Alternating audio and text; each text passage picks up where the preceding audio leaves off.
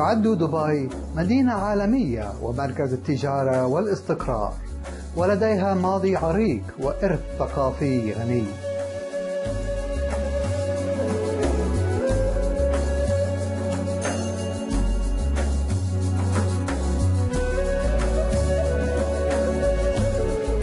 في مارس 2010 تم تكريم حكومة دبي بجائزة القيادة العالمية المشرقة من كبيرة المعلمين تشينغهاي كتكريم لحظرها التدخين في الأماكن العامة.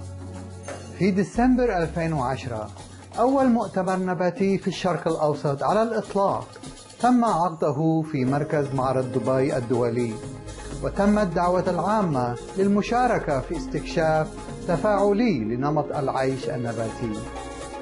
تم تنظيمه من قبل المنظمة النباتية في الشرق الأوسط مي-فيج تحت رعاية معرض الشرق الأوسط للمنتجات الطبيعية والعضوية لعام 2010، وتمت الموافقة عليه من قبل سلطة دبي الصحية في الإمارات العربية المتحدة. قدمت الفعالية ندوات على مدى يومين، ورش عمل، وبث تلفزيوني مصور مع الخبراء من حول العالم، إلى جانب مطعم تجديد الشباب النباتي.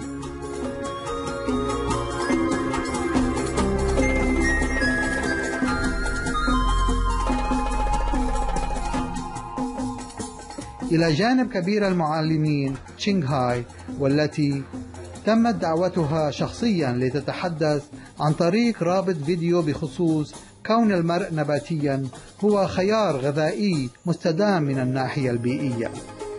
وتبعها جلسة أسئلة وأجوبة مع الحضور، وإطلاق النسخة العربية من الكتاب الأكثر مبيعا على المستوى الدولي الطيور في حياتي، والذي سبق أن بيع بالكامل قبل الإصدار.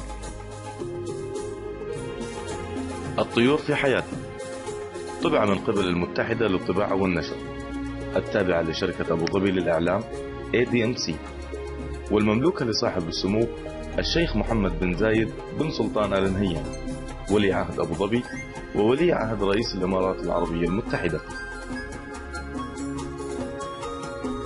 ندعوكم الآن إلى الاستماع بإعادة البث التالية لمؤتمر الفيديو المباشر مع كبيرة المعلمين تشينغهاي بعنوان أول مؤتمر نباتي في الشرق الأوسط مي-فيج، الذي عقد في مدينة دبي في الإمارات العربية المتحدة في 7 ديسمبر 2010.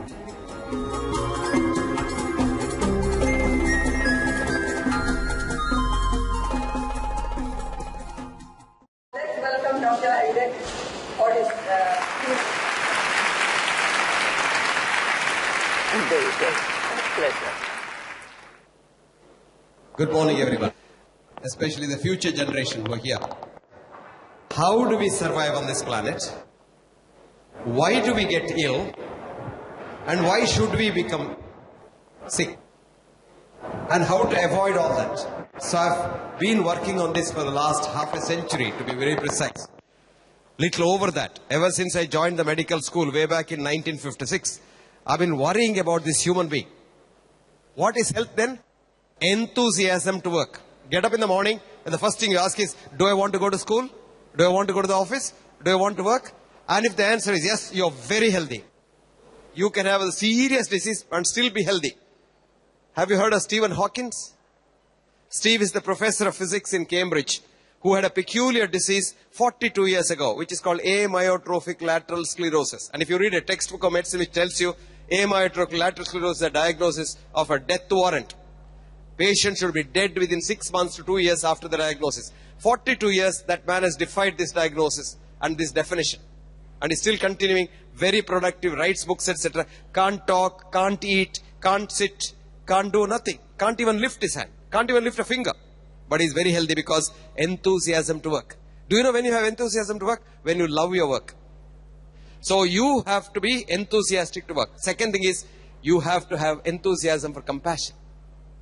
You should love this whole universe because we are interconnected. I'll show you very quickly how interconnected we are. Health is a state of perfect subatomic communication. This was a gentleman, Albert Popp, who in 1970 showed that every cell in the human body, the DNA, emits a light. And this light, if it is synchronous in the whole body, you are healthy. When there is dysynchronous in the whole body, you are unhealthy. Not only that, this my light will probably vibrate with Shankar's light, if I like Shankar. And if I hate him, then there is disharmony and my health goes bad. Can you believe that? So we have now scientific proof to say that you have a beautiful system inside. Human beings are built to last as long as you live. But today, we have changed the atmosphere completely. We started eating all kinds of animals. We have polluted the whole area. We have chemicals in everything that you eat. Water you drink, the milk you take, everything has chemicals. So, you get diseases. Otherwise, you should not get disease. So, why are we suffering? Situations have changed drastically. Diseases are not unusual these days. And the most important thing is the immune system. It is a handyman which keeps you alive, has been knocked down by our modern lifestyle. Now, how do you know you are well? The best definition is in Ayurveda. Sama dhatuhu. I'll read that. You eat well, you have appetite, you sleep well, you get good sleep, and you have enthusiasm to work, and you don't hate nobody, you are very healthy. Did you get that? You get up in the morning and say, do I have all this? You are very healthy. That's the sign. So you don't have to go to a doctor, you can know it yourself. This was the first textbook of medicine written in 1733. Those days there were no industries to influence the doctors. And this was the first professor of medicine in Vienna. His name is Charles Schmitz in 1773. He wrote a beautiful book where he says, most diseases can be changed by these three things, which is true even today. Change of mode of living. That's the essence of this conference. Change of mode of living. True. Tranquility of mind. Last, drugs rarely, comma, if ever, full stop. Now, where is the mind? Mind is a single word in the English language. But in the mother of all languages, Sanskrit, there are 5 words for a mind. The mind of a child, newborn child, which can just recognize maybe after a few months, is called manas. M-A-N-A-S. That is something like a dark room with a window. So the child sees something in the window, it smiles. Do you know how many times a young child smiles in a day? Roughly, young lady? 500 to 1000 times it smiles. Ask yourself, how many times you smiled yesterday? The less number of times you smile, the regular is your heart rate. And when you don't smile, you may get a heart attack. So keep smiling. And when you smile, naturally you relax so much, your blood pressure comes down, your heart rate comes down, and you will be surprised, your headache disappears. Now, human body has a wonderful wisdom. The human body tells you when you are not well. Now, supposing you are traveling, let us say, and you are very tense due to something, then certain parts of your muscles tense up. Maybe your neck muscle, your back muscle, your shoulder muscles tense up. So the following day, you have a neck ache, you have a back ache, or your shoulder ache. And what do? You go to the doctor. He takes an X-ray. He has not been X-raying your mind, what happened to you in the plane. But he has X-rayed you, and as it so happens that all of us don't have an identical X-ray, so slight changes says, you have spondylitis. So you're very happy, your diagnosis, your name. And especially ladies, so that in their kitty party they can talk. I have little BP, I have little cholesterol. You know, they're very happy because they're in a different class. But all this is wrong because that's not a disease at all.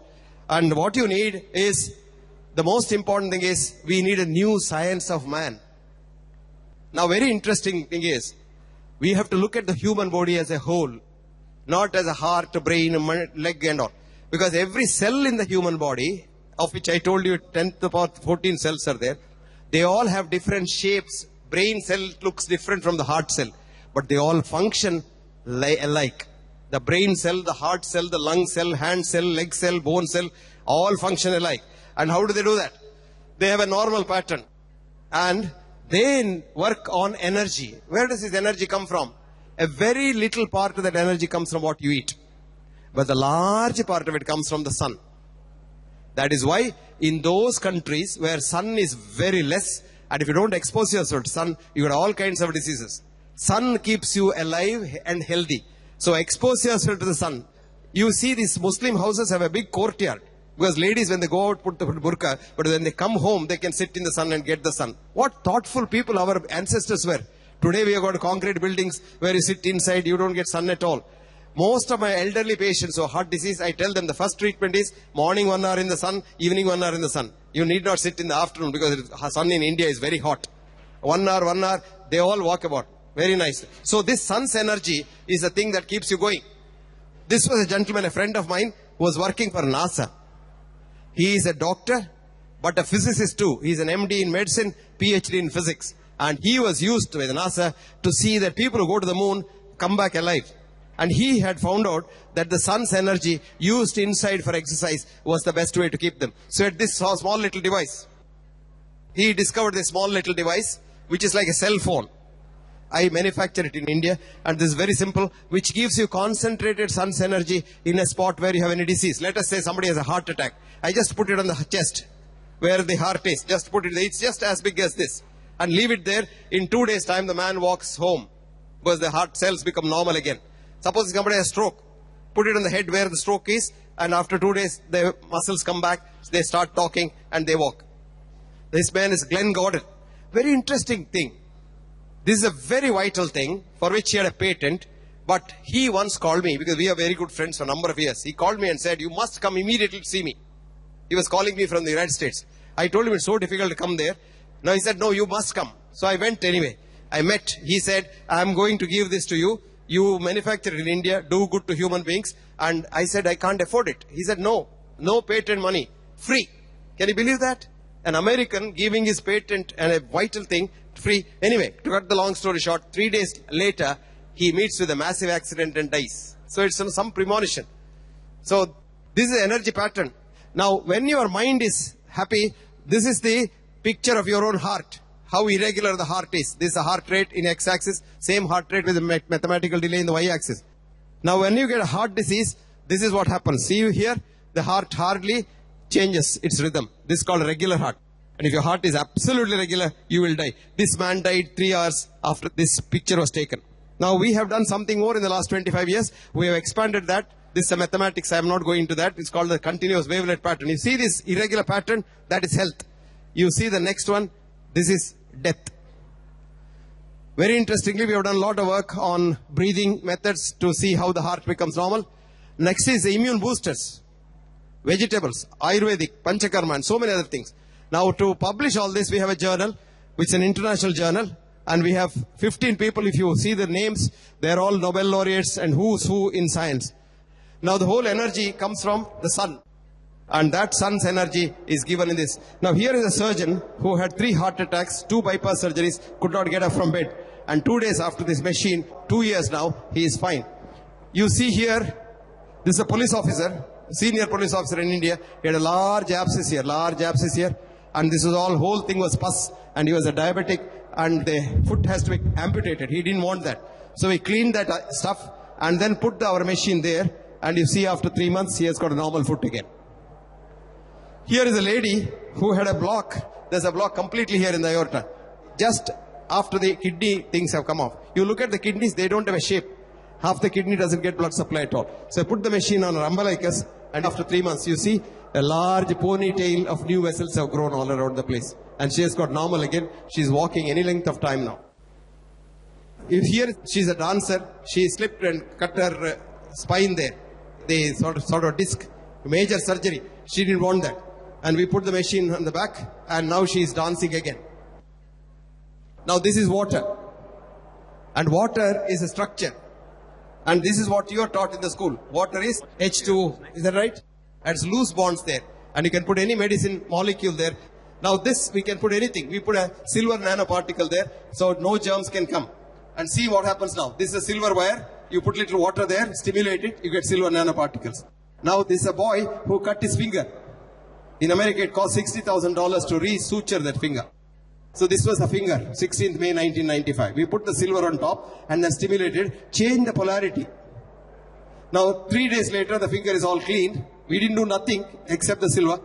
And after that, the finger has grown half an inch. And you see the finger has grown almost full. And now you have the whole finger. And if you want to know what the finger was like, that's where it is. This is energy healing. And what is important, there's a message here.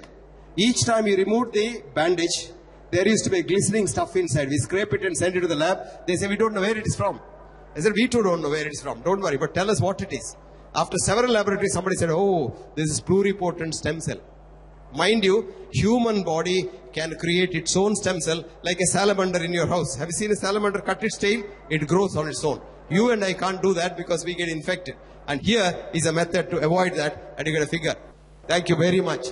Thank you so much, Professor Hegde. That was really very interesting. Let's give a big hand to Dr. Hegde. Thank you so much, Dr. Hegde. I really enjoyed your presentation.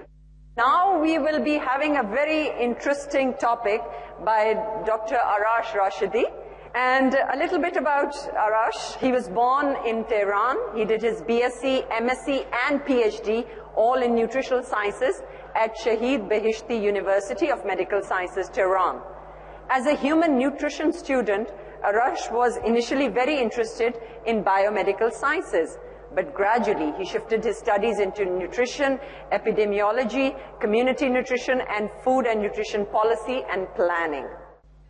In years, he's shown, so much enthusiasm with R&D and with developing new functional foods, etc.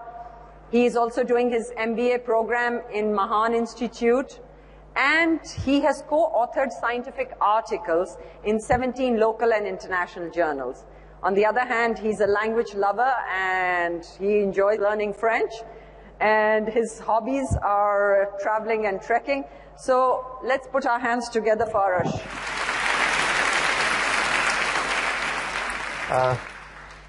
Good morning, ladies and gentlemen.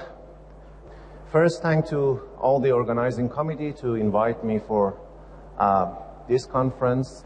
I'm going to talk about the relationship between meat and cancer, not because we are in a vegetarian conference and not because I'm an ovo-lacto vegetarian, but because this is one of the main issues in the world of nutrition.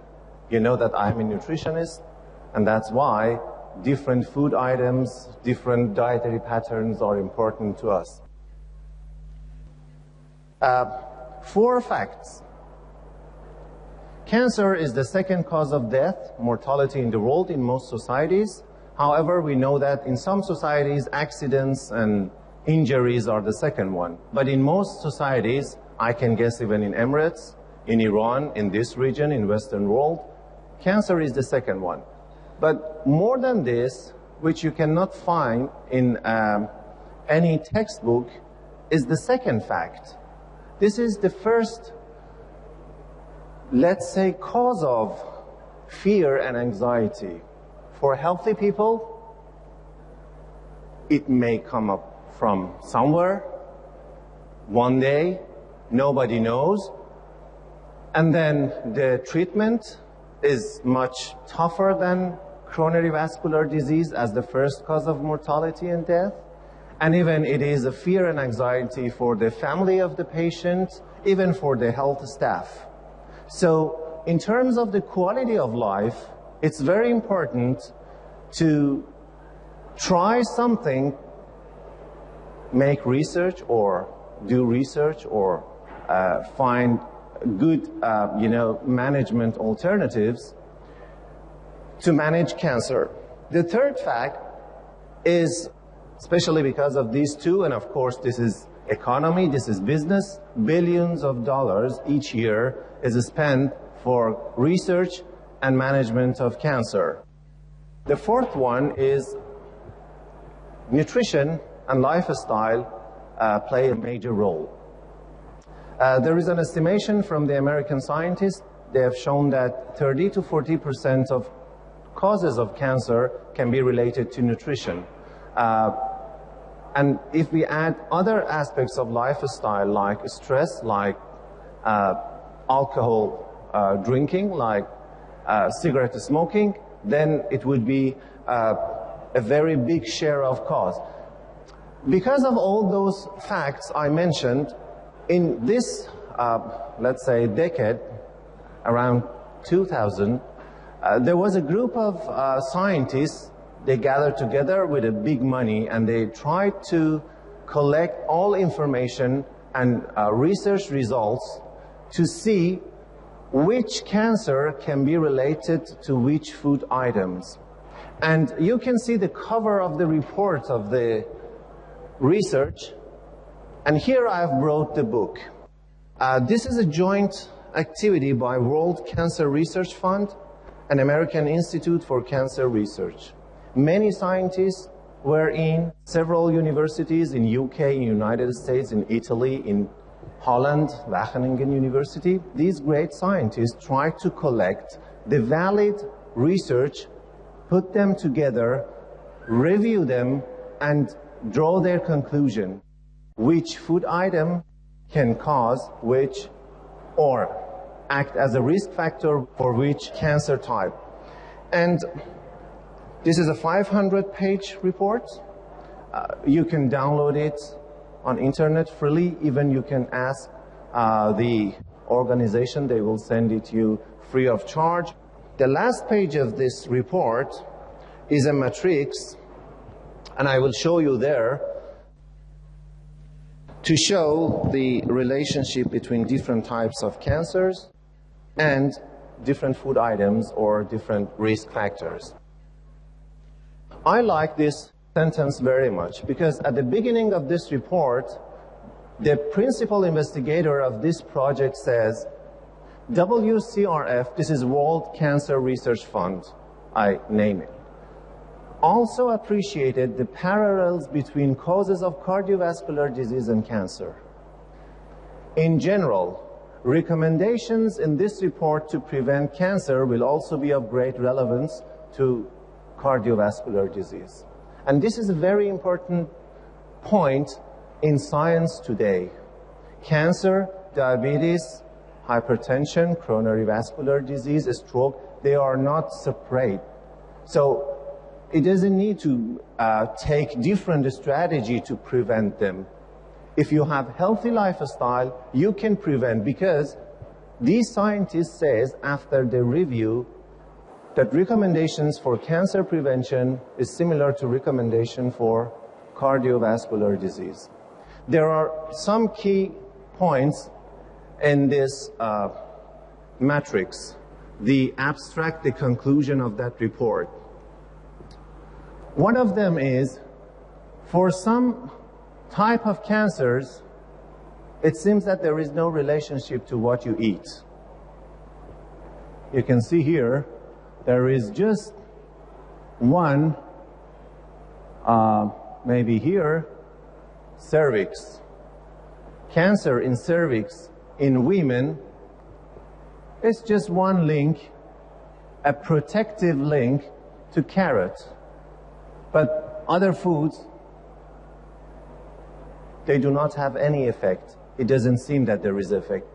From the other side, there are some cancers which is really related to what you eat, like colorectal cancer. So, different cancers have different relationship to food. The second thing is what is very related to this conference. Vegetables, see these blue boxes means protection, and the intensity of colors means the level of that evidence. If it is a dark blue, it means that there is convincing evidence. And then the pink and purple one is the risk factor. If it is a purple one, it means that convincing evidence that there is a risk factor for that cancer. You can see here, vegetables and fruits. This is vegetables and fruits. This is fruits. And this is non-starch vegetables. They are protective to most cancers. This is what we knew, and this is what we encourage, because vegetarianism is all about the merit of these two. First, because of the different chemicals in these food items. Yesterday we had a presentation here from Ms. Wafa, DHA Dubai, and she was talking about the micronutrients in fruits and vegetables. But actually we know that it is much more than micronutrients. Micronutrients is just vitamins and minerals. We already know 13 vitamins and 16 minerals, so altogether they are 26 micronutrients. If you take the best supplement, multivitamin mineral supplement in the market, it does have 30 different items. But let me tell you that after analysis of an apple, they could find out that there are around 8,000 different chemicals. So why an apple, the proverb, an apple a day keeps doctor away, why? There are 8,000 different chemicals, and honestly, we nutritionists, medical scientists, we don't know different types of these materials and what they do in our body. For sure, based on the present knowledge, we know that meat and processed meat is risk factor for colorectal cancer. So it can cause cancer in the colon, in the rectum. Well, the important thing is this is a dose-dependent relationship. It means if you increase the intake of meat, then the risk would be higher. With every 100 grams increase in red meat, all meat or red meat, the risk will be increased for about 15%. But the situation is worse for the processed, especially processed meat. With every 25 grams of increase in processed meat consumption, the risk will be increased almost 50%. So at least the main message would be try to cut meat consumption and especially try to cut processed meat in different products that you can find in the market. My conclusions is red meat and its processed products are key dietary suspects for cancer etiology. So this is a message should be conveyed to the whole public. Thank you very much for your attention. That was wonderful. Thank you so much, Arash. He's shared such wonderful research with us.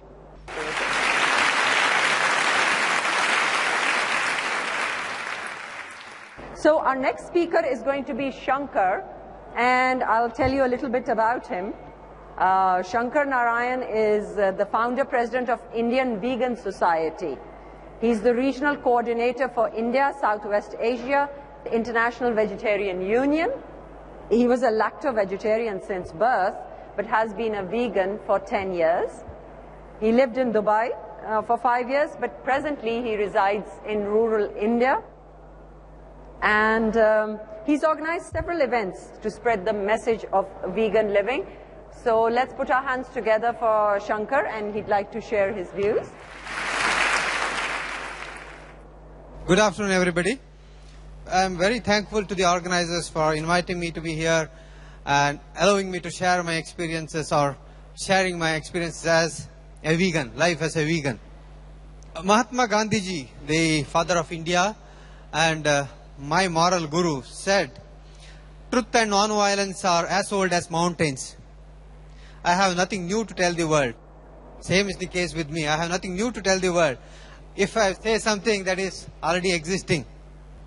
So life as a vegan, this is the topic I am asked to speak, and my life as a vegan for the last 10 years is very interesting. What is vegan? So vegan is a word derived from the word vegetarian.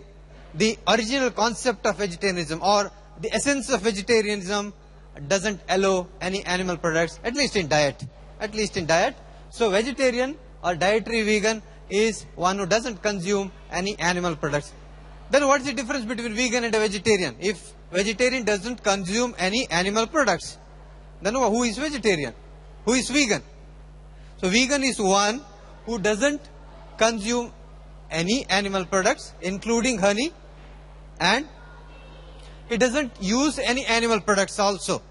Maybe leather, silk, or wool, or going into circus, like services of animals, going on animals for a ride or entertainment or experimentation. Animals are as good as his own family members. There is no exploitation, no use of animals, being a vegan. An Indian vegan. See, according to Vegan Society of UK, that is the first vegan society in the world, they define veganism as such. Veganism is a way of living that seeks to exclude, as far as possible and practicable, all forms of exploitation of and cruelty to animals for food, clothing, or any other purpose. It's all purposes included. So no animals as far as practical and possible. These two are conditional. So one can exempt oneself based on all these conditions. This is defined as such by Vegan Society UK. The original intention of veganism is to prevent cruelty to animals by human actions. But later, they added two more important aspects of veganism. That is for preservation or promotion of our own physical health and protection of environment. Environmental aspects are gaining a lot of momentum because global warming and climate change, all these are caused by human activities, especially with regard to food. So, veganism is promoted for these three reasons. One is for prevention of cruelty to animals. Second one is for human health. Third one is for protection or promotion of better environmental conditions. We have to eat some food. Without eating any food, we can't survive. If there is a possibility of surviving without eating any food, that Dr. B. Hegde was saying, we get energy from sun. I would prefer to do that instead of eating plant also, because people argue that plants do have life. Why do you kill plants? So I can't survive without eating plants. So I have to eat plants. So we survive on 100% plant food. So we don't eat or use animals for any dietary purpose. And being happy and healthy is the second part of this. And that doesn't end our veganism.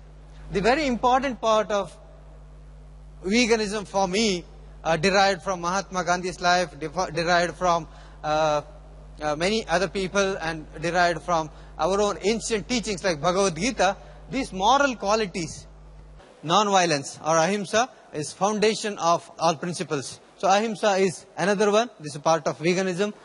Akrodh, freedom from anger. If you get anger for valid reasons, sometimes we feel we are very angry because there is a reason to be anger. But you have to control anger. If you have a sattvic food which gives a sobering effect on your body and mind, you cannot get anger. Allow means non-greed. Gandhi again said, earth provides enough for man's needs, but not for greeds. That's why we are at this stage. We are always greedy. We want to accumulate more. We are not happy with what we have. We are not happy with what we earn. So we shouldn't have any greed being part of this. Next, aparigraha. Aparigraha means non-possession. We always feel everything is mine. So the whole world is mine to enjoy. Everything belonging to me. That kind of thinking we generate with more and more materialistic lifestyle. So we being Indian vegan, we try to avoid that possession. We don't feel everything is mine. So if someone takes, okay, we don't feel very angry or we don't feel very depressed with that kind of activity, something happening to us. Then dan, charity. Charity is in everything, every culture. So when we have more, we should give that to someone who is in need. So giving it to someone who is in need, who is underprivileged, is part of Indian veganism. And daya, mercy, when someone is suffering, it's not just humans, it is for all sentient beings. All sentient beings who suffer need mercy. So when they are in need of some sympathy or help, we need to empathize and support them with our help.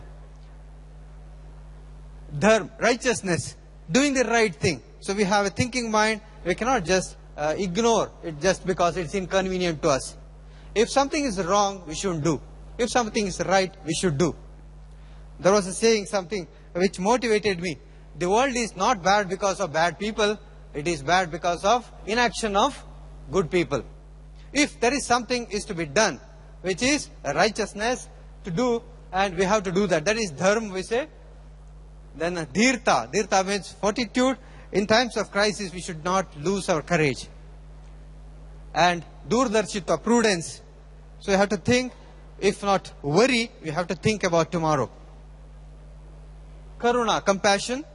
So empathize with others. So there are so many values. Forgiveness, cordiality, dietary moderation. moderation, mitahar. Splurging on too much is not good for us. Eating less is in fact good for us. Finance, equanimity, restraint, truth, physical discipline, faith, purity, good conduct, asceticism. Asceticism means living with minimum resources. Again, our ancient rishis, ancient saints were doing that. Even if we had more, we won't use all those because we can live with minimum resources. Patience. In the modern world, we lose patience at the pettiest reason. Having patience is very important. Renunciation, detachment, modesty. There are so many qualities which we need to focus and develop as far as possible, as far as practical. So this is the idealism we keep as things to practice. It may not be easy to practice at one go. If you have a focus on all these, it is certainly help us to go ahead in our life and improve our lifestyle.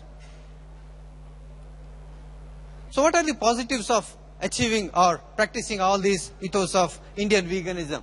Calmness of mind. We cannot live without worrying. So this kind of practice of Indian veganism really helps us getting calmness of mind. When you are calm, you can think peacefully, you can do the right thing, you can do the appropriate thing. We talk about environment and what is the cause of environmental degradation? It is humans and number of humans. When we go vegan, when we follow all these principles, we have lesser burden of ourselves on the planet. World population is going to be 9 billion soon. When we have lesser eco-print per person, we can have a number of people on this, or at least a large number of human population can survive being happy and healthy without causing much damage to the earth. Then less suffering. Less suffering for humans, less suffering for fellow animals, less suffering for earth, less suffering for everyone around. When you practice this kind of veganism, a better kind of veganism, we have a total painless living. When we stop being cruel to others, when we stop being part of cruelty others are doing, we do a justice for ourselves. We be more happy. We reduce suffering for everyone. With physical health, I already touched upon that. Being a vegan, you need to be very conscious about your health. Nutrition experts say we need to take B12 supplements. There are doctors, there are nutritionists. Taking their advice, you need to be healthy. You need to be very, very strong physically. A lonely world, you have to be mentally very strong. Otherwise, you feel isolated in this world. You feel lonely. You feel depressed. You feel you can't do anything in this world. But think positive. Think positive about the world. Think positive about others. So, take everyone in your stride. Empathize with others. Understand others. Live with others. When you do that, you don't feel lonely. Everyone is with you. Everyone can come with you. So mentally, you can be very strong with that kind of attitude.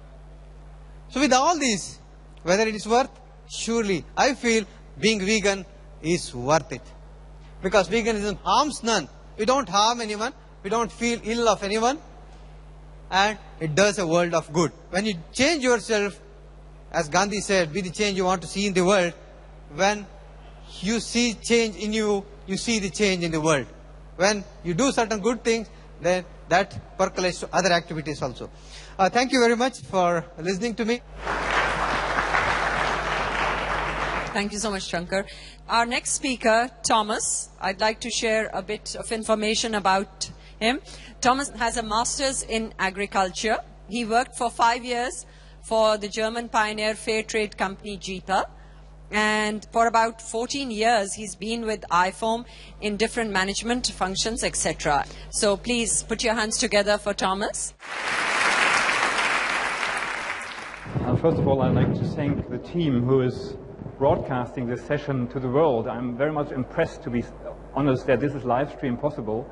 And I thank all the volunteers doing that, because I tried myself for the International Federation of Organic Agriculture, where I'm working for, to include a few members to our side event last Friday in Cancun, when we have been talking about the organic agriculture effects on climate change, and it was quite difficult, and the bandwidth was a problem, and I admire very much that this is possible here, so thank you very much for that. So why I am here, I like to bring the message to you how your products are produced, where the fruits and vegetables come from matters.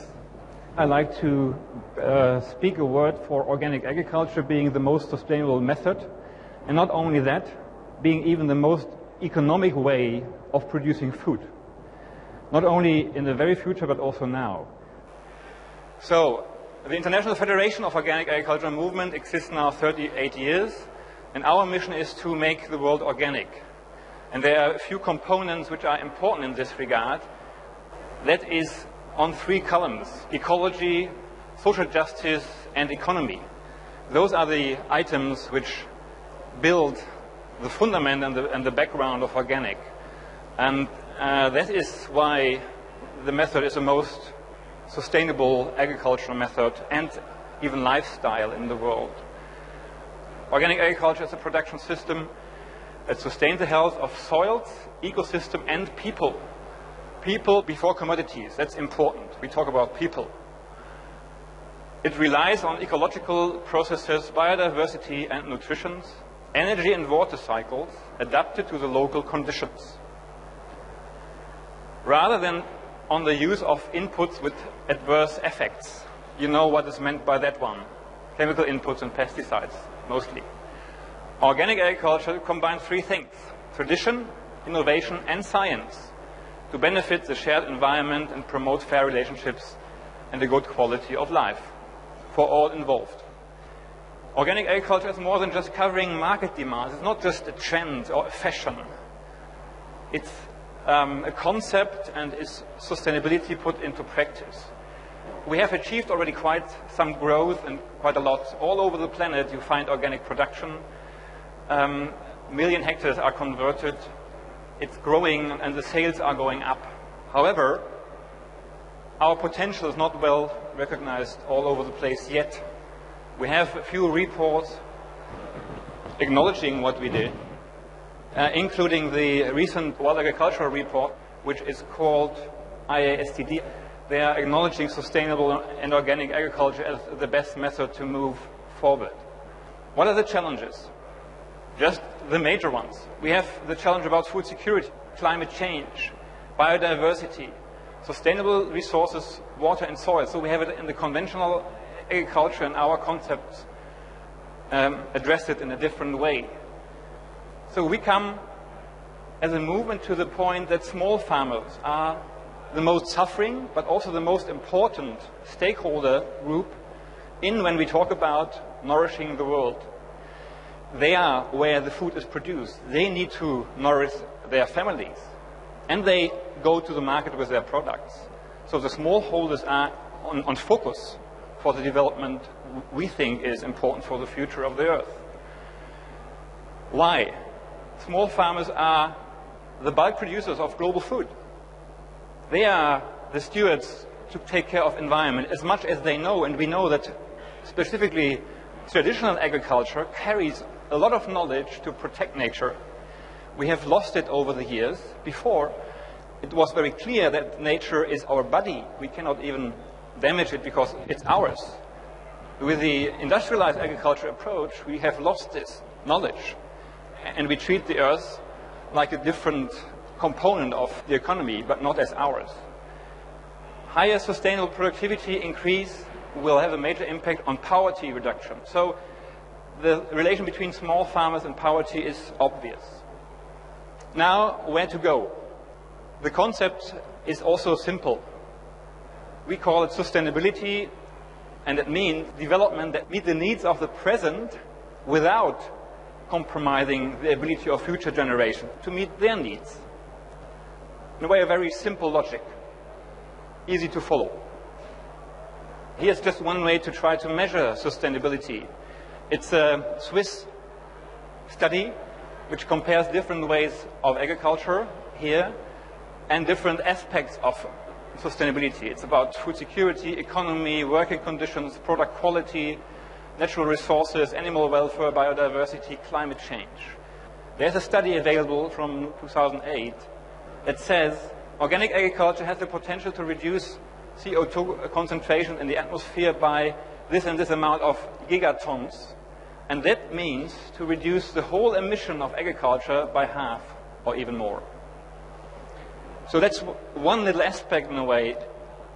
not carbon alone will count for the future of our planet, but it's one aspect you should take into consideration when we talk about sustainability. Therefore, this report I already mentioned earlier, the World Agricultural Report, IASTD, recommends organic agriculture and sustainable agriculture due to the better land management, crop, and also because we are supporting the small farmers. Taxes I already mentioned on pesticides and fertilizers, that would be the easiest way to go for it. The lobby is not there yet, so be my lobby. Help us to go there all over the globe. This is the way to make it cleaner.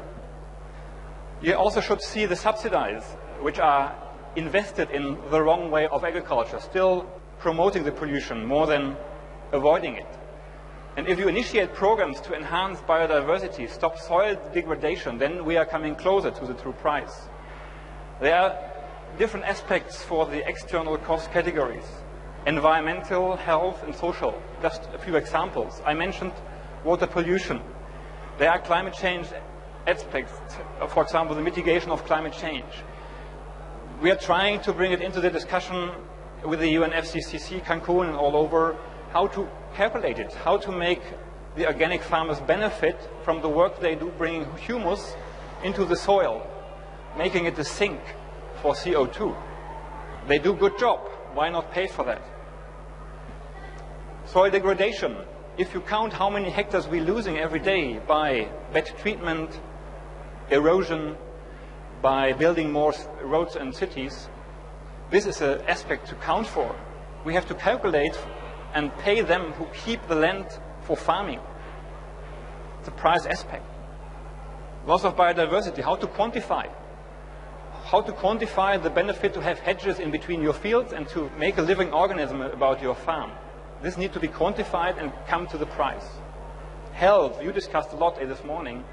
Diseases caused by chemicals, for example, coming from agriculture. Allergies. Social, rural development and employment, how to count for that organic agriculture brings more employment to the villages. They can keep their work running. They don't have to escape to the city. I like to state organic agriculture is the most economic way to nourish this world, now and in future. We are not there yet. We know that organic agriculture is small still. The awareness is important among those who take the decisions, both in economy and also on governmental level, as well as the consumer level. The consumer power is tremendous. Let's use it even better.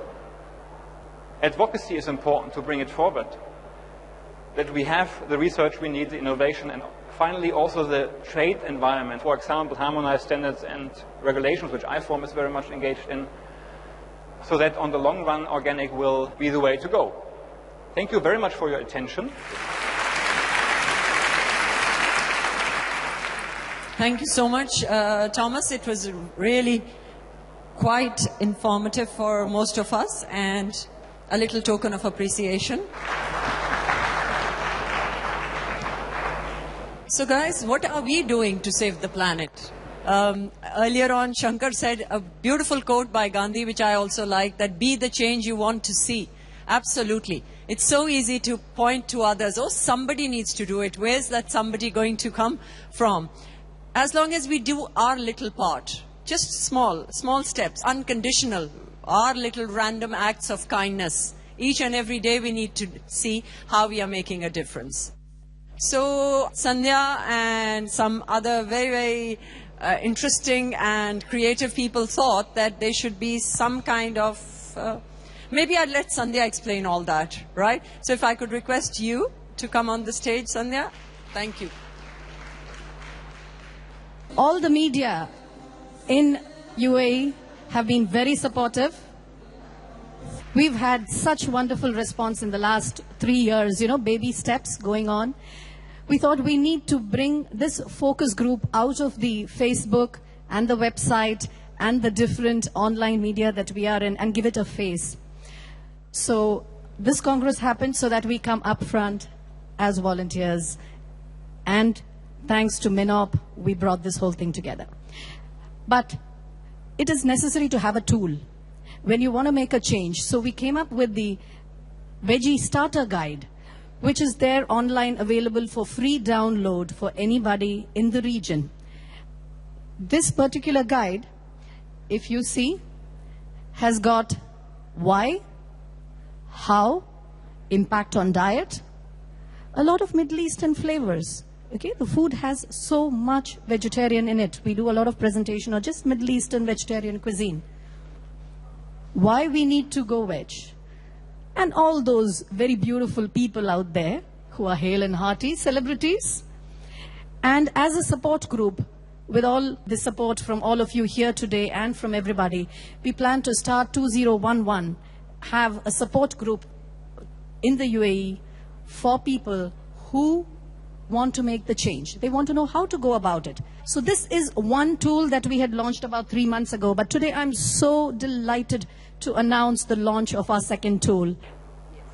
What we have today is the first 100% vegetarian map of Dubai, which is being launched so that you can have a ready tool when you go there. It's going to be available at all the airports, at all the different outlets, restaurants, and this is a humble effort that has been supported by one of the companies called SPI. You see them on our gratitude banner out there, who've come forward and produced and published this. Thank you so much, SPI. The next step is to put it on the GPS system as well. The veggie map. Yes, excellent. Let's launch that. Yes, please. Can I have all our volunteers, please, up here on stage? Thank you. These volunteers have been working day and night to put up this wonderful Congress. Because of their support, it's been a wonderful ride. Our next speaker is going to be Cynthia.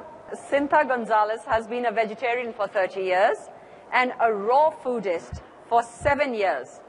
Cynthia comes from the US, which she left in 1987. She has lived in Latin America and Europe since then, and now has been in UAE for the last 12 years. During her 25 years as a counselor, plus her own personal journey, she has come to understand the rich relationship between food and emotion. Now, that's a very interesting point to our eating habits. So I give the stage to Cynthia. Good afternoon, everybody.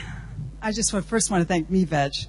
I'm really honored to be part of this, and I think it's just an absolutely wonderful gathering and raising the consciousness. So thank you. Thank you for inviting me to be part of this. So my talk is called Food, Emotion, and Life Force.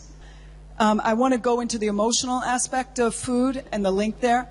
There are two ways we can approach this. The first is that slogan, put down the food, feel the feelings. I'm going to elaborate on that. And then the second one is, sometimes you may not be able to do that. It's like, it's too nebulous to say, I'm going to put down the food. I don't even know the difference between hunger, physical hunger, and emotional hunger.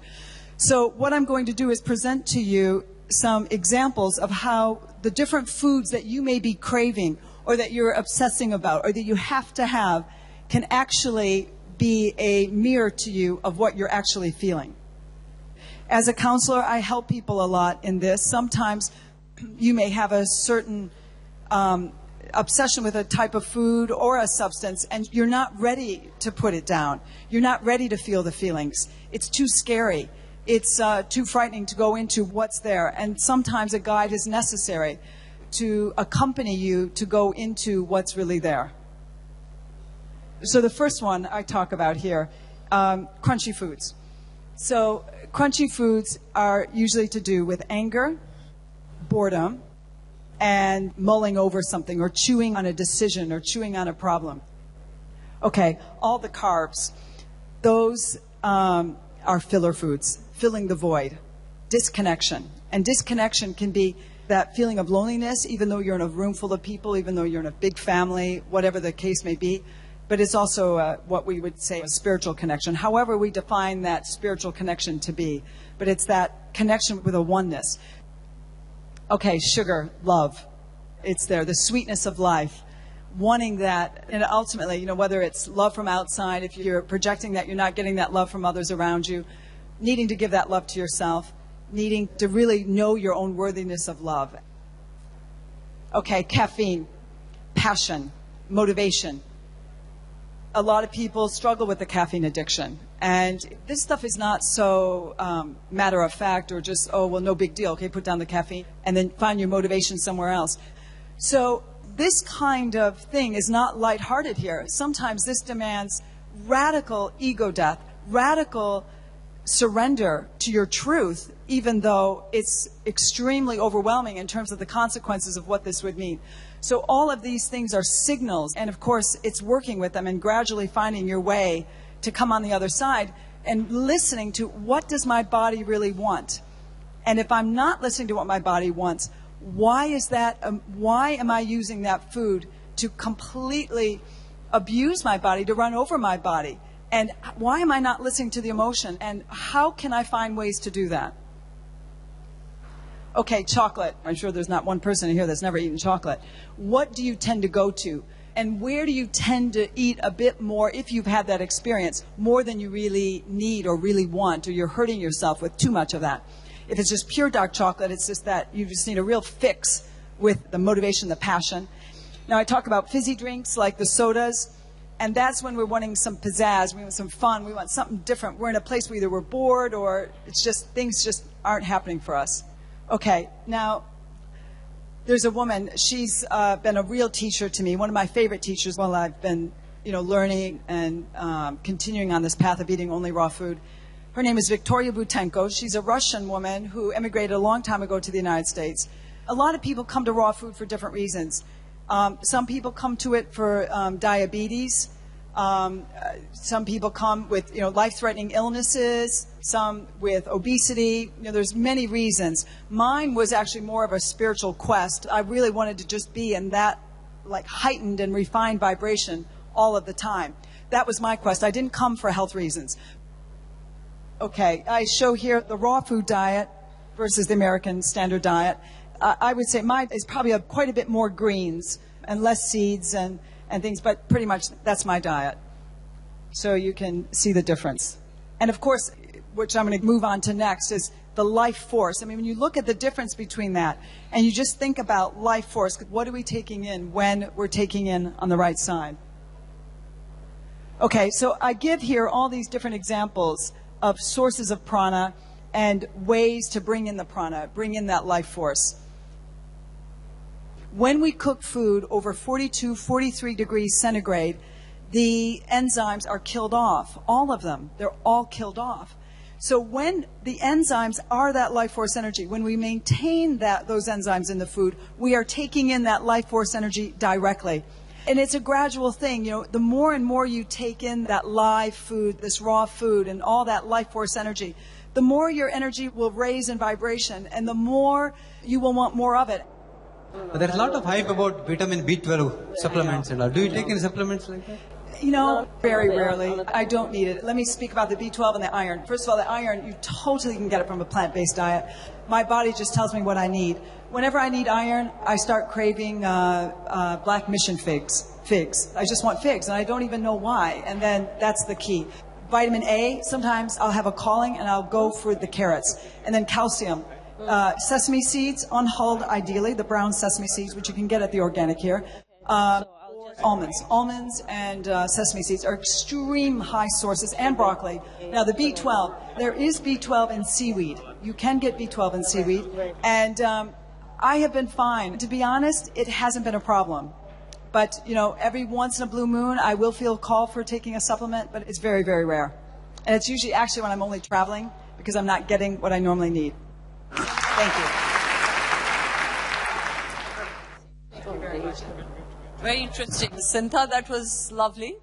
And now I'd like to invite Anastasia, and she's going to share how we can actually do our own little research, because we can't be dependent on asking questions or attending forums. We have to do some of it, so it's going to be really interesting. And a little bit of information about Anastasia. She's an audio engineer, former librarian, IT developer and consultant, blogger, bookworm, the organizer of the Twit Book Club, a book club with a new angle on reading and discussing a variety of books.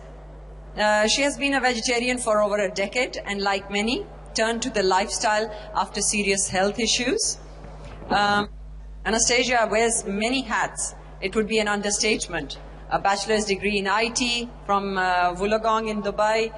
She is also a certified English teacher, and she holds an audio engineering diploma, and she's enjoyed producing a lot of live events. And currently Anastasia is working on her second bachelor's degree. Wasn't it enough? You had quite a lot on your plate, Anastasia? Never enough. And this one is in mass communication, media journalism, and she's also working on her business degree in Intel Business, juggling 2 universities, book club, various research. My God, I don't know how you find time for yourself, really. So let's welcome Anastasia. Thanks. Okay, so I'll be talking about why doing your own research is an important thing, especially when it comes to choosing your own diet, because it is an important thing. So, some of us actually, when we hear the word diet, some of us go, oh God, hide me. I gotta lose the weight because I need to get into, you need to get into the little dress to go out or whatever. So you have to cut out your food, you have to watch what you eat. But the truth is, it's not all about calories. Diet is something that's long-term. It's not something that's only for 1 or 2 weeks. The common problem here is that most of us, especially the ladies, the ones that have to get into that little dress, they're thinking, okay, I need to lose 10 kilograms. Let's cut out all the meat, cut out everything. Let me just have 1 glass of water a day. I know that's a bit extreme, but fine. 2 weeks go by, they lose the weight. What happens when they get off the diet? They go back to their normal ways. Their weight comes back. Most of the time, the weight comes back with a little bit more interest than the 10 kilograms that they initially wanted to lose. Why? Because they're under the impression of, well, I was on a diet, I deserve a little something, like a chocolate, maybe another one, maybe some ice cream. Our diet is the most intimate connection to Earth. Ground yourself with the diet. An ideal diet is something that works for you. A diet is not something where you have to force yourself to essentially cut out the foods that you don't need. It has to be something that you want to do. So, why research? Millions of us are constantly bombarded with messages on a daily basis. Some of the messages contradict each other. We've heard a few of those during the past few days. So where do you draw the line of whether what's good for you, what's good for somebody else, what you should be doing? Now, new studies show all food's bad for you. Every time you read a newspaper, so-and-so food is bad for you. A few weeks later, you read, possibly even in the same paper, you read studies that says exact opposite. For every expert that says one thing, you can find another couple of experts that say the complete opposite. So where do you draw the line? You draw the line from within, from yourself. You have to think rationally. You have to do your own research. And some useful links here. Every diet, this is where I got the list of over 400 diets. This site, everydiet.org, lists, as the site says, every diet, but it lists the pros, the cons, the side effects, etc. It's built up by 2 professionals. One is a nutritionist. Their aim is to actually build up a database of basically diets so that people like you and I, we can go on there and we can research the diets in one place. And we can also send comments and reviews of specific diets as well. Has the diet helped you? Has the diet not helped you? Foodfacts.com, it's more US-based, but it has a lot of information on things like nutrition labels, reading the label. They've got videos on there as well, and a lot of interesting things. You can even look up the E-numbers. Whatever is on the label, you can just enter it in there and it'll show up. as what are the ingredients? Is it healthy for you? Is it not healthy? Wikipedia. Probably not a good thing if you are in the education field, but come on, most of us can admit that we've at least used Wikipedia as a starting point. Because Wikipedia, they do have references at the end of the article. You can read the Wikipedia info for yourself, and you can also scroll down to the references and have a look at the references and follow the links. Follow the yellow brick road, as the saying goes. Additives 2 is an iPhone app that you go out, you show up, you have your phone with you. This is an app that has all the e-numbers, the ingredients and everything built in within the app. So whenever you are looking on the shelf for a product, you can just go, let's see. Yeah, that's safe for vegetarians. No, it's not. Okay, that might cause cancer. That might cause, asthma or whatever. It's your body, your health. You take the responsibility. Do not put the responsibility on your doctor or your nutritionist or whoever else. Research is all about balancing the two sides of the story. Sometimes more sides of the story. Balancing the information. Analyzing the data. Once you've got the data, you analyze it, you think about it, you discuss it with your friends, you discuss it with your family. Is it something that maybe we want to do? No? Okay, why not? Because the more you analyze information, the more it makes sense to you.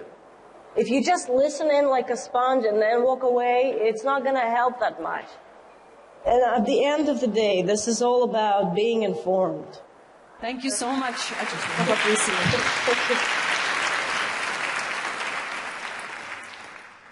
So, guys, there's a saying which says, take care of your body, because that's the only place you have to live in, actually. There is no other. We can't rent ourselves some bodies. We are coming to a very interesting part of the MeVeg Congress, and that is that we are going to go live via video conference to Cancun, Mexico, where Supreme Master Chinghai will be there addressing all the wonderful delegates as to be a part of the MeVeg Congress. Ladies and gentlemen, esteemed guests, we would like to warmly welcome you all to this very special occasion. It is indeed an honor and a privilege for us to welcome to the conference via video link the internationally acclaimed author, spiritual visionary, artist, Supreme Master Chinghai. As many of you know, Supreme Master Chinghai is a lifelong vegetarian and vegan who is a powerful proponent of organic vegan living for millions upon millions of people around the world. Her activities range from various projects such as being inspiration for the Loving Hut vegan restaurant. You know, the restaurant that served us that wonderful lunch today? She is the inspiration behind that as well. Loving Hut has 150 locations worldwide. And other than that, Supreme Master Chinghai has promoted a lot of scientific basis for stopping and reversing climatical changes and preventing physical calamities through correct living, correct diet, and correct treatment of the earth and all the earth's inhabitants. This is a very interesting thing, how she is linking to when we bring about a change in our diet, how it has an impact, a ripple impact on the rest of the world. Added to this are her many publications which show her deep love and understanding of animals and their importance in maintaining the loving balance to life. We would like to convey through a video a glimpse of her unconditional compassion and love that Supreme Master shares with all those who come in contact with her. So let's watch the video.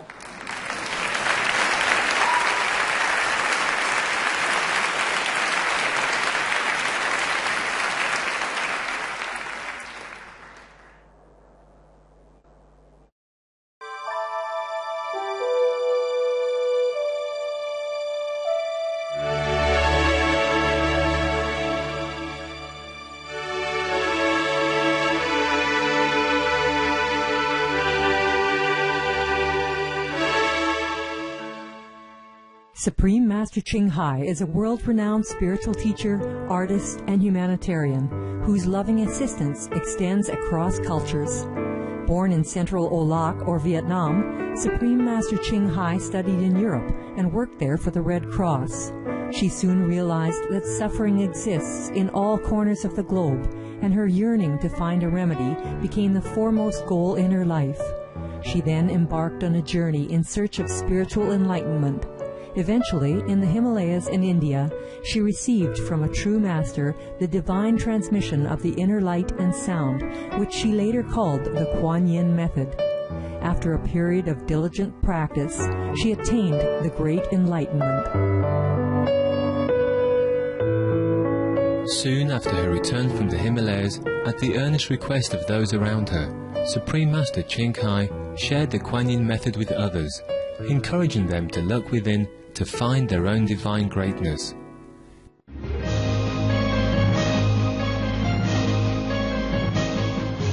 Before long, invitations arrived from the Americas, Europe, Asia, Australia and Africa for Supreme Master Chinghai to give lectures.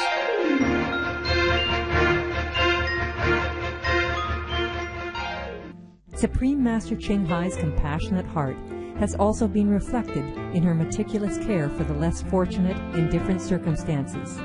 The funding generated from her artistic creations has enabled the support of her mission of comforting God's children in times of need. More recently, Supreme Master Chinghai has authored books that have become #1 international bestsellers, namely The Birds in My Life, The Dogs in My Life, and The Noble Wilds. These volumes, now translated in several languages, reveal many insights into the deep emotions and thoughts of our treasured animal co-inhabitants, highlighting their gracious spirit and unconditional love.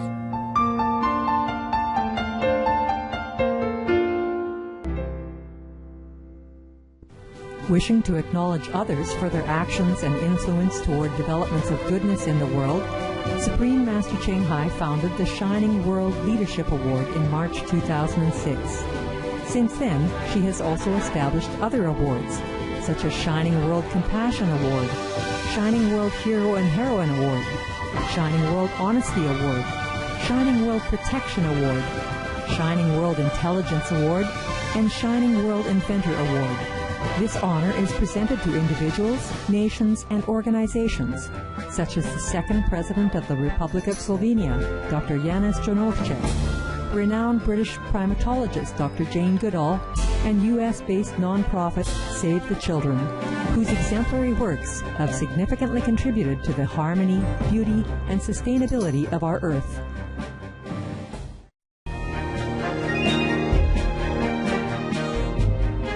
Supreme Master Chinghai has given much to our world, both spiritually and materially. Although she does not seek acknowledgement, in recognition of her selfless contribution, government representatives and private organizations worldwide have presented Supreme Master Chinghai with prestigious awards on numerous occasions. Among these were the Goosey Peace Prize 2006, First Place Silver for the 27th Annual Telly Awards 2006, Los Angeles Music Week Certificate of Commendation 2002, the World Spiritual Leadership Award 1994, and the World Citizen Humanitarian Award 1994.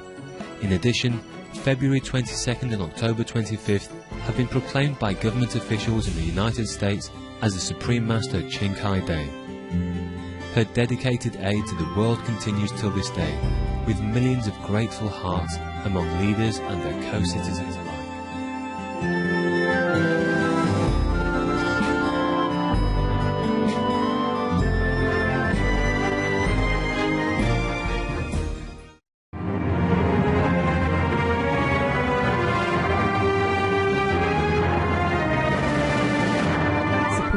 Chinghai is among notable pioneers in our society today who wisely and courageously express concern about climate change.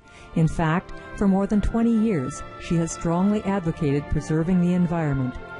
She initiated the Alternative Living and SOS Global Warming campaigns to promote a benevolent lifestyle without animal products. Be Veg, Go Green, Save the Planet, is now a well-known motto that originated from Supreme Master Chinghai. In our era, Supreme Master Chinghai is truly a selflessly dedicated individual, tirelessly helping world citizens create a bright future for our beloved planet.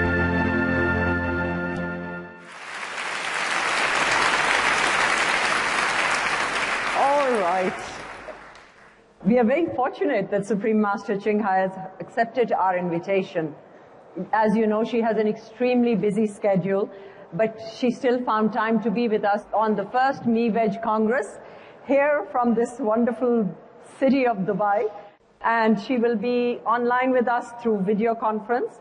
And her speech is going to be on being a vegan, the environmentally sustainable food choice. I'm sure it will be very engaging and inspiring presentation. Hello. Hello.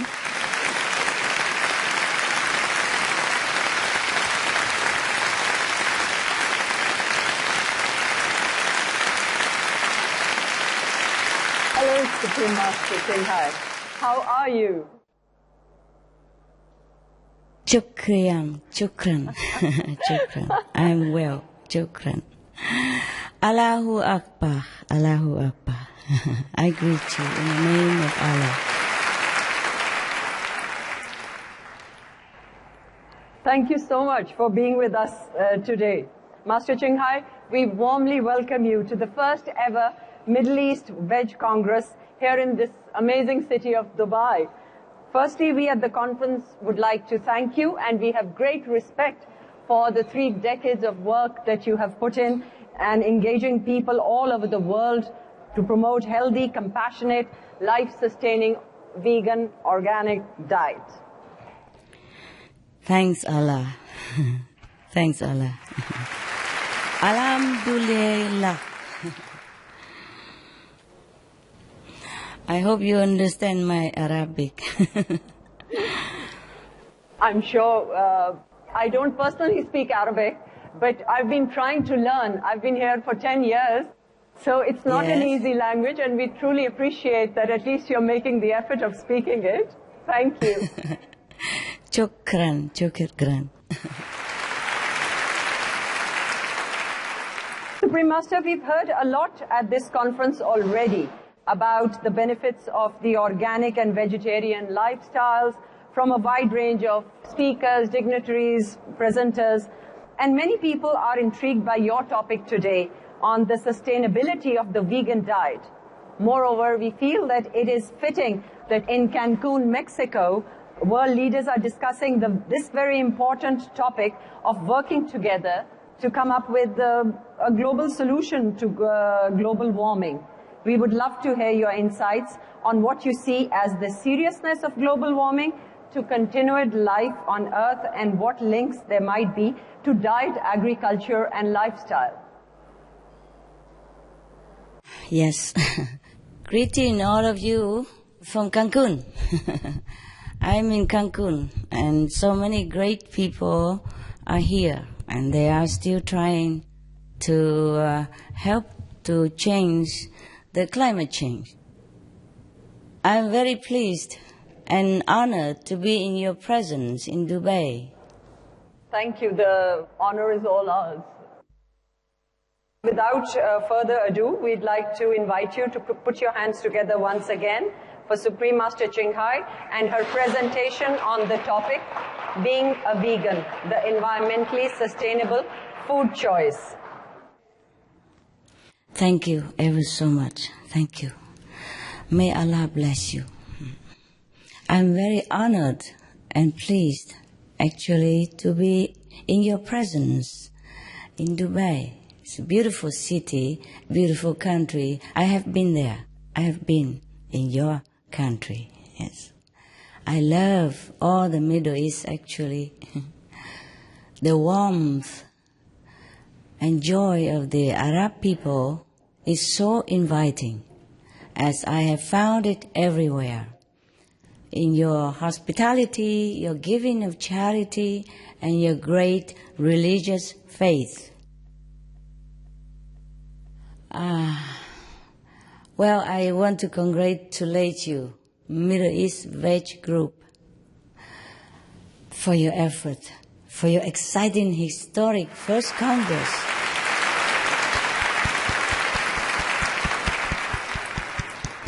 And a big congratulations, especially to all of you, veg heroes of the world and the Middle East.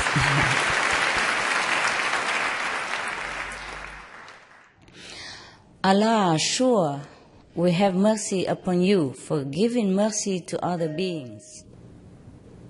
This was the hadith, the wisdom of the compassionate Prophet Muhammad, peace be upon him. Through this excellent event and your talented and caring contributions, you have confirmed the many benefits of plant-based living, both for ourselves and our animals, co-inhabitants.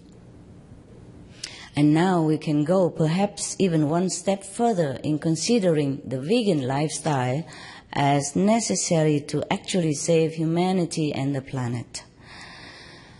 Some of you may be aware already, but just so that we all have the same understanding, I would like to emphasize again that our situation is already very grave. Human survival is at stake due to climate change and environmental damages. To grasp this urgency, we can pick any region of the globe, like, for instance, the Middle East, to see how the climate change has affected our people, our world, our animals, our environment. Now, if you allow me, we shall go through some of the important events concerning your beautiful regions. Number one, climate change and environmental issue in the United Arab Emirates. The Arab region is one of the world's most vulnerable to climate change. I'm very sorry to know this, and I'm sorry to have to tell you. It's not a very it's not a very pleasant thing to inform your friends that their house is in danger, that their life is in danger. It could break your heart. Now, scientists have already reported on sea level rise in Egypt, desertification and climate refugees in Syria, dust storms in Iraq, floods in Yemen, etc., etc. Pardon me. I'm just too emotional when lives are concerned. You are all my friends, even though we haven't met each other. I have so much love for this world and for the people of this world because I've met many of you and you are so nice, so nice, so nice. And you don't deserve to suffer at all. None of us deserve any of this suffering, either from disease or from climate change. Now, since we are in the United Arab Emirates, we will focus on the major environmental issues your country is facing. Number two, water shortage. Climate change has brought hotter temperatures and reduced an erratic rainfall to the Middle East, including in the United Arab Emirates. Making the situation worse now is the fact that current consumption rates of water are unsustainable, even with several desalination plants in place. Suppose there was an emergency and more water could not be produced, then your country, United Arab Emirates, only has about 4 days of fresh water supply for her people, or even less than that. Abu Dhabi's groundwater supplies have been reduced by almost 1/5 just since 2003. I think you know that. Do you? Yes, Supreme Master, they are now getting new information because we live in an illusion that, you know, the water is going to be there. Yes. But thank you for sharing these statistics with us. Okay, then I will continue to share more with you. You will be more surprised. I'm sorry, I wish I could bring you more pleasant news, but friends have to tell each other the truth, right? If you allow me. Now, we go to number 3 section, which is groundwater depletion. We could have other kind of water, but if groundwater is depleted, and we are in deep trouble. I'm sure you understand this. Because a prolonged drought coupled with higher use is quickly depleting groundwater throughout the Emirates, especially in Abu Dhabi, where this source is relied upon for 71% of the total supply. Now, especially for agriculture. However, water consumption is noted to be 24 times higher than the land's ability to recharge and replenish the water the natural way. And unusable salt water is now found at shallow depths even. They are shrinking. All kind of water, not just sweet water, even salty water is shrinking. Instead of reaching water at a depth of 6 meters, as they did in the past in order to dig the well, now the well diggers currently have to go as deep as 100 meters below the ground before finding it, or in some cases not even be able to find any water at all after 100 meters deep digging. Number 4, concern food insecurity. Agriculture is already difficult due to the shrinking water supply. Now we have extreme heat and increasingly salty soil. And salty soil we cannot cultivate. I'm sure you know that. Number 5, desalination of water, unsustainable, very unsustainable. Okay. Meanwhile, Dubai's water is primarily human-made. I'm sure you all know that. Through desalination. The United Arab Emirates is the second largest user of desalinated water in the whole world. But desalination plants use a lot of energy and emit a lot of carbon dioxide on top of that. There are also other side effects I'm going to tell you. They will spew enormous quantities of hot brine and chemicals into the sea. This pollution accelerates the warming of the water while increasing its salinity. In fact, the Gulf's salt concentration level increased by 40% in 30 years. creating an imbalance that threatens local flora and fauna. The general salt increase has another adverse effect,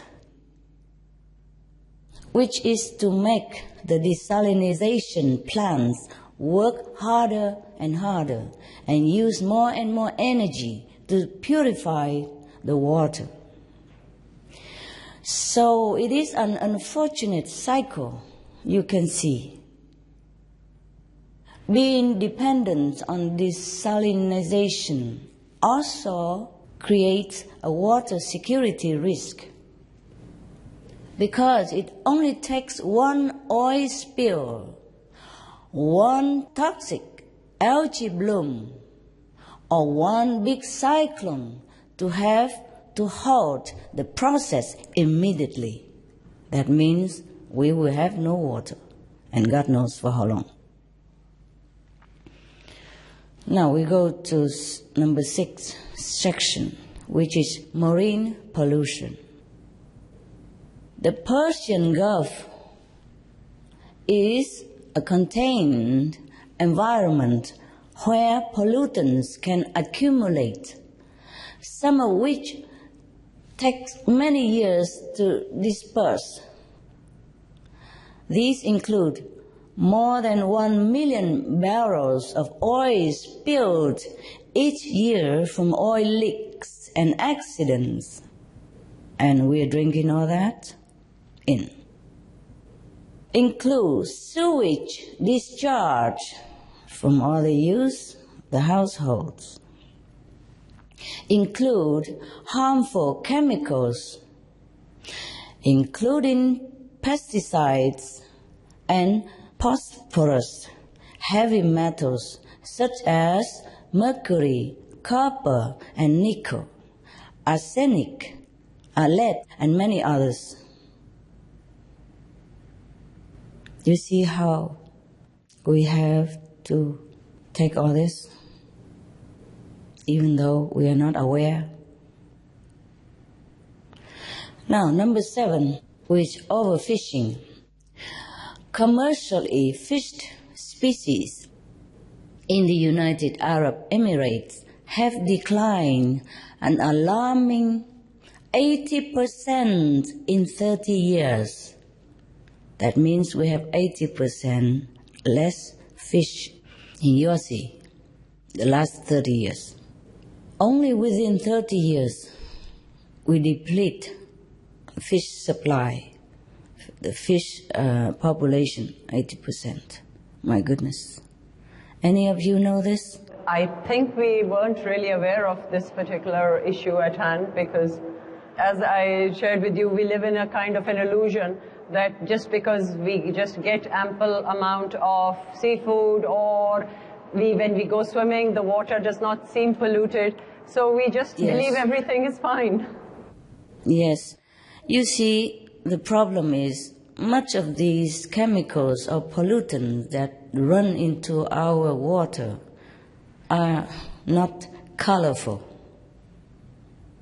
not specially significant, so that we can even know what it is, or we can even see what it is. And even the chemicals or the pollutant or the poison, even mercury, for example, that goes into the fish that the people consume, they're colorless, tasteless. So people don't even know what they're eating until they've fallen ill or die. Now, these include many more that are unique to the region, many more marine life. Fish, like we don't have anywhere else in the world, except in your region we have this, like such as hammer, kingfish, sea bream, and emperor fish. In addition, you see they are kind of diminishing, or maybe extinct already. These fish we cannot find anywhere else except in your sea.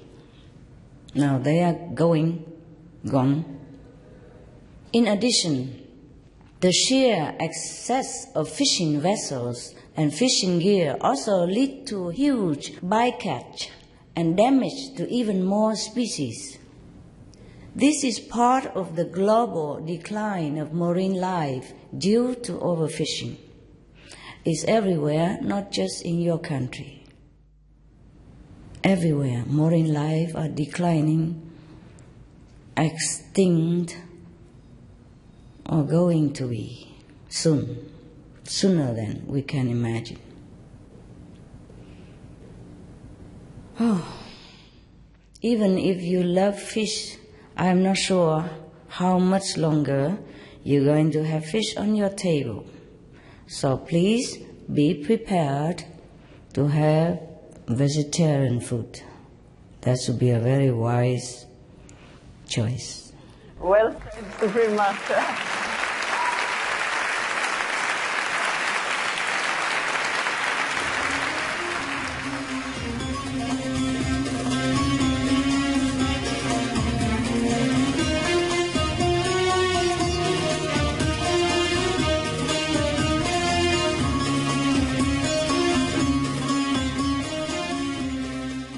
I would definitely like to, first of all, thank and offer my humble obeisance to Supreme Master Chinghai for agreeing to come on the video conferencing. The other great thing was that she was in Mexico, in Cancun, and at the COP, so extremely well informed about not only the UAE, the world facts, and all the environmental areas. So that was very impressive indeed.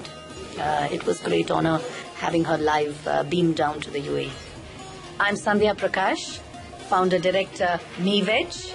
You're watching Supreme Master Television. Be veg, go green to save our planet.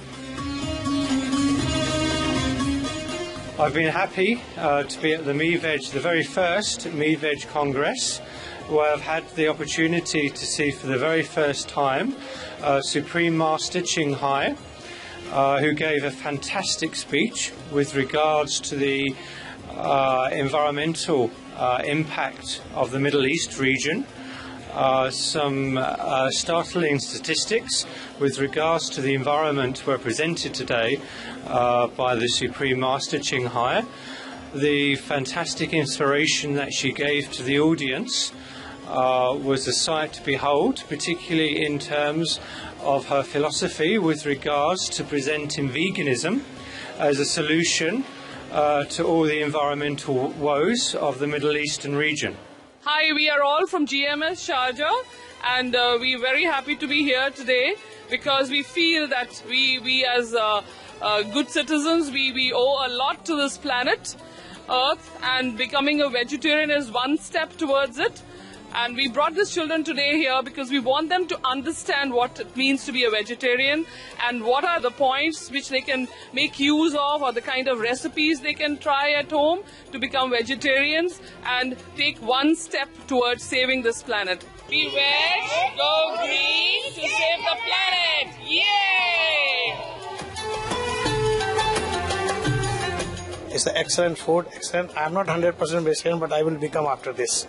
I will eat vegetarian only. I will stop eating meat.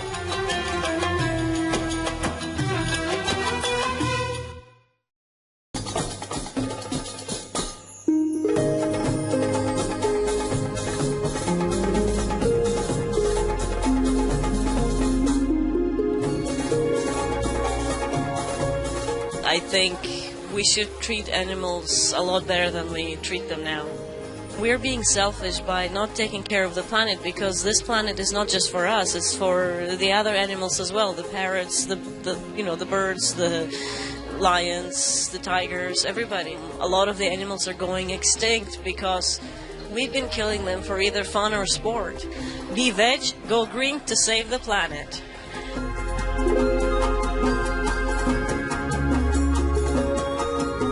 These 2 days I am coming to this Vnmese conference and I really enjoy. I learned so many things about the vegetables and about the health.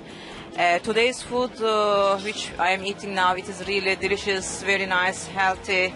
It is so attractive and I really like this delicious food. Thank you very much.